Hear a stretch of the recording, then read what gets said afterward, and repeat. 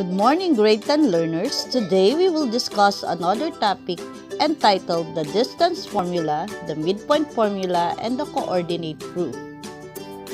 The learning competency for this week is to apply the distance formula to prove some geometric properties. At the end of the topic, the students are expected to, number 1, define distance and midpoint. Number 2, solve the distance and midpoint between 2 points in a coordinate plane using the respective formulas. And number 3, prove geometric properties using distance and midpoint formula. To begin with, let us define distance. The distance between 2 points is the length of the segment formed by 2 points in a coordinate plane. We can determine the distance between 2 points whether they are not aligned horizontally or vertically by using the distance formula. Consider the points P with coordinates x sub 1, y sub 1, and Q with coordinates x sub 2, y sub 2. In the given figure, we have point P with the coordinates x sub 1 and y sub 1, and point Q with the coordinates x sub 2 and y sub 2. To find PQ, we will use the distance formula.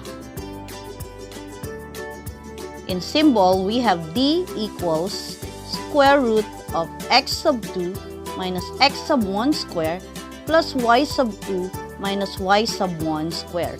Or we will use the letters given to name the line segment. PQ is equal to square root of x sub 2 minus x sub 1 square plus y sub 2 minus y sub 1 square. Are you ready now to use the distance formula to solve some problems?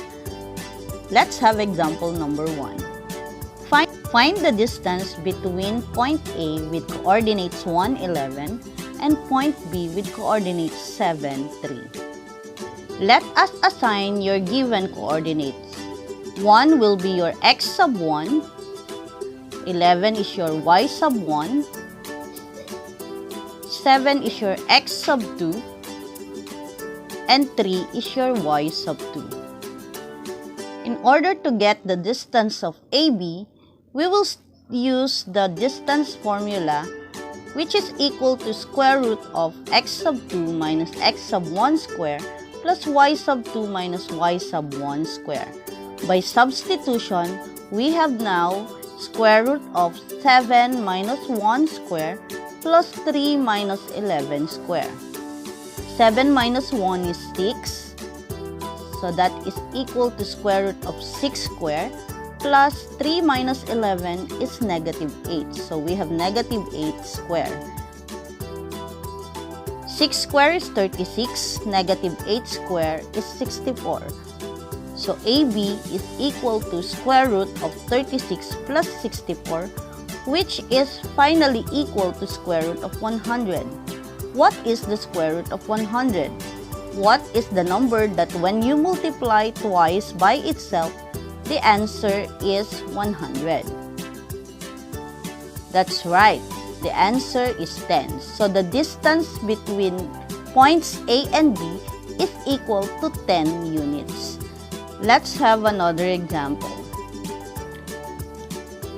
Find the distance between K with coordinates negative 3, 5 and T with coordinates negative 4, negative 3.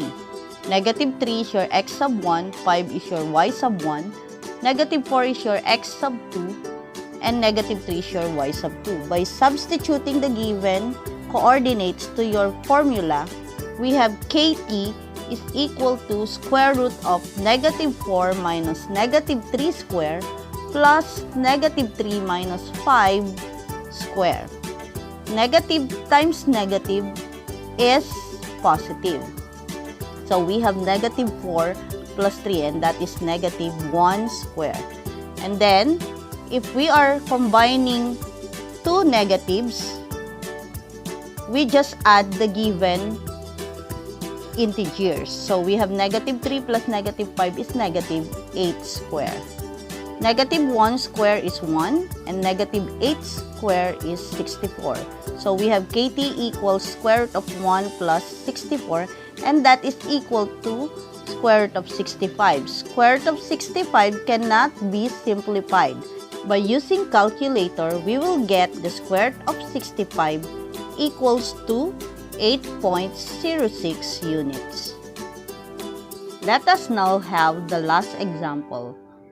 Find the distance between C with coordinates 2, negative 9 and P with coordinates negative 3, negative 4. By substituting the given coordinates to your distance formula, CP is equal to square root of negative 3 minus 2 square plus negative 4 minus negative 9 square. Negative times negative is positive, so negative 4 plus 9 is positive 5 square. CP is equal to square root of negative 5 square plus 5 square. Negative 5 square is 25 and 5 square is also 25. So CP is equal to square root of 50. We can simplify square root of 50 by getting its factors. One should be a perfect square and the other one is not. So we have square root of 25 times 2. The square root of 25 is 5. And then we have a remaining number inside your square root symbol, which is 2. So square root of 50, when simplified, we get 5 square root of 2. By using calculator, we can get its value, which is 7.07 units. How about midpoint? How will you define it? The midpoint of a segment is the point that divides the segment into two equal parts. To find the midpoint, we use the formula m equals x sub 1 plus x sub 2 divided by 2 and y sub 1 plus y sub 2 divided by 2. Let's have the first example. Find the coordinates of the midpoint of the segment formed by point A with coordinates 1, 11 and point B with coordinates 7, 3. By using the formula and by substitution, we have 1 plus 7 divided by 2 and 11 plus 3 divided by 2. 8 divided by 2 is 4. 14 divided by 2 is 7. So therefore, the midpoint of the segment AB is 4, 7. Example number 2. Find the coordinates of the midpoint of the segment formed by point A with negative 3, 2 as its coordinate and point B with coordinates 8, negative 5. By substitution, we have negative 3 plus 8 divided by 2 and 2 plus negative 5 divided by 2. Negative 3 plus 8 is 5. 5 divided by 2 is 2.5. 2 plus negative 5 is negative 3 divided by 2 and that is negative 1.5. Therefore, the midpoint of segment AB is 2.5, negative 1.5. The last part of the topic is we will use the distance formula to prove some geometric concepts.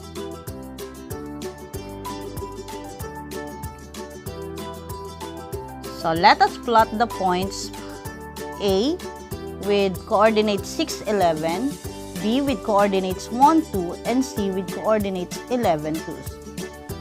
So we have point A,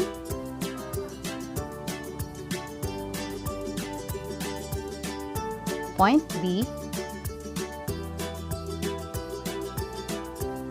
and lastly, point C. Let us connect the given points. So we will form segment AB, segment BC, and segment AC. What geometric figure is formed? You are correct. The geometric figure formed is a triangle. What type of triangle is it? How did you say so? So our given is point A with 6, 11, point B with 1, 2, and point C with 11, 2.